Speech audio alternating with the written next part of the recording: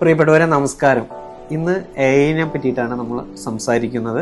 നിർമ്മിത ബുദ്ധി AI ആണല്ലോ ഇന്ന് നമ്മൾ കാണുന്ന കാഴ്ചകളും കേൾക്കുന്ന വാർത്തകളും എല്ലാം AI പറ്റിയാണ്.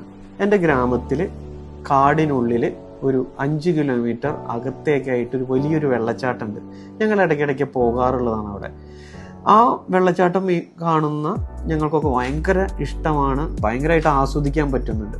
പക്ഷേ ആ ആസ്വാദനം ഏറ്റവും മനോഹരമാക്കുന്നത് എന്താണെന്ന് അറിയോ? ഞങ്ങളുടെ ഈ 5 കിലോമീറ്ററിലുള്ള ഈ യാത്ര, വിയർപ്പ് വന്ന് വെള്ളത്തിൽ നനഞ്ഞു കുളിച്ച് ഒരുപക്ഷെ മരങ്ങൾ ചാടിക്കടന്ന് ചിലപ്പോൾ ആനയെ പേടിച്ച് ആനച്ചൂര് കേട്ട് സൈഡിലൂടെയൊക്കെ മാറിപ്പോയിട്ട് ആ ലാസ്റ്റ് ആ യാത്രയുടെ ലക്ഷ്യത്തിലെത്തുമ്പോഴാണ് ആ വെള്ളച്ചാട്ടം ഏറ്റവും ഞങ്ങൾക്ക് മനോഹരമാകുന്നത്. അതെ, AI എന്നാൽ ഒരു ലക്ഷ്യം മാത്രമല്ല, അതിലേക്കുള്ള യാത്രകളും നമ്മൾ മനസ്സിലാക്കേണ്ടതുണ്ട്. AI എന്നാൽ ഒരു ടൂളാണ്.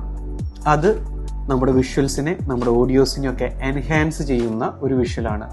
അതൊരിക്കലും മനുഷ്യനെന്ന ഒരു സ്റ്റോറി ടെല്ലർ അല്ലെങ്കിൽ ഒരു കഥ പറച്ചിലുകാരന് ഒരിക്കലും പകരമാകുന്നില്ല. അപ്പോൾ നമ്മൾ അറിയേണ്ട ഒരുപാട് ബേസിക് കാര്യങ്ങളുണ്ട്. നമ്മളിപ്പോൾ സാധാരണ പഠിക്കുന്ന ഒരു വിഷ്വൽ മീഡിയ പഠിക്കുന്ന ഒരു വ്യക്തി പഠിക്കുന്ന ഫ്രെയിമിംഗ് സെൻസ്, കളർ സെൻസ്, അതുപോലെ തന്നെ അതിൽ വരുന്ന കളർ തിയറികളുടെ ബേസിക് ആയിട്ട് വരുന്ന കാര്യങ്ങൾ, ഇതൊക്കെ നമ്മൾ പഠിച്ചെങ്കിൽ മാത്രമാണ് ഇതിന് ഏറ്റവും നല്ലൊരു ഔട്ട്പുട്ട് ക്രിയേറ്റ് ചെയ്യാൻ പറ്റും. എങ്ങനെയാണ് ഒരു കണ്ടന്റ് ക്രിയേറ്റ് ചെയ്യുന്നത് AI-യിൽ? ആ കണ്ടന്റ് വെറുതെ അത് ക്രിയേറ്റ് ചെയ്യപ്പെടാൻ പറ്റുന്നില്ല. എപ്പോഴും നമ്മുടെ യാത്രകൾ, നമ്മുടെ അനുഭവങ്ങൾ, ഇതെല്ലാം കൂടി ചേർന്നിട്ടാണ് നമുക്കൊരു കണ്ടന്റ് ക്രിയേറ്റ് ചെയ്യാൻ പറ്റുന്നുള്ളൂ. അതിൻ്റെ ബേസിക് ആയിട്ട് നമ്മൾ ചെയ്യുന്നത് ഒരു സ്റ്റോറിയോ അതല്ലെങ്കിൽ ഒരു ഇൻസിഡൻറ്റോ നമ്മൾ ചെയ്തു കൊടുക്കുന്നു. അതിനുശേഷം അതിനെ പ്രോംപ്റ്റ് ആക്കി മാറ്റുന്നു. എന്താണ് പ്രോംപ്റ്റ് എന്ന് പറഞ്ഞാൽ?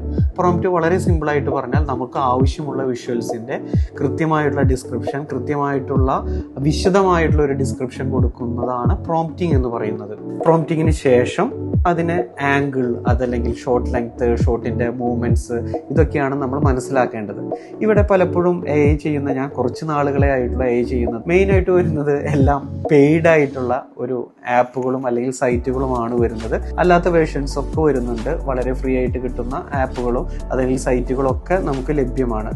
പക്ഷേ ഒരു വിഷ്വൽ ക്രിയേറ്റ് ചെയ്യപ്പെടുമ്പോൾ പെട്ടെന്നുണ്ടാകുന്ന ചില ഘടകങ്ങളിൽ ഏറ്റവും പ്രധാനപ്പെട്ടായിട്ട് നമ്മൾ ചെയ്യുന്ന വിഷ്വൽസിൻ്റെ വെയിറ്റ്, ഫീലിംഗ്, അതല്ലെങ്കിൽ സ്പീഡ്, അതല്ലെങ്കിൽ ക്യാമറയുടെ കോമ്പോസിഷൻ, ഇതൊക്കെ നമ്മൾ വളരെ ശ്രദ്ധിച്ചില്ലെങ്കിൽ നമുക്കൊരു വളരെ നിസ്സാരമായിട്ടുള്ള ഒരു ഫീൽ ഇല്ലാത്തൊരു വിഷ്വൽസാണ് പലപ്പോഴും കിട്ടിക്കൊണ്ടിരിക്കുന്നത്.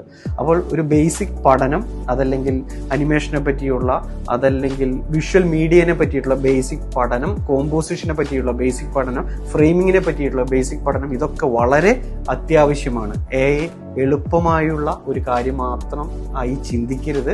അത് നിങ്ങളുടെ ചിന്താശേഷിയും സർഗാത്മകതയും സപ്പോർട്ട് ചെയ്യുന്ന ഒരു ടൂളാണ്.